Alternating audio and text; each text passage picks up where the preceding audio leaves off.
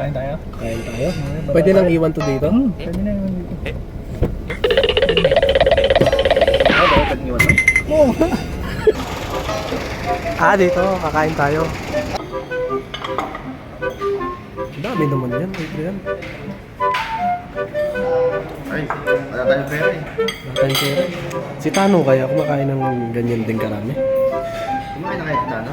Nag-aalala ako dun baka hindi nakakain ng ganyan karami si Tano. Ang masaklap doon, yung pagod na pagod ka ng bumiyahe, tapos ang kakainin mo, putyo-putyo lang. Ano ba yan? Pilsen ba yan? Ay.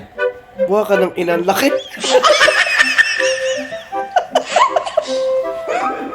Ayop na yan.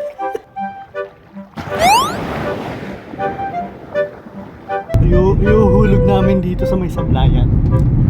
May dala kaming pang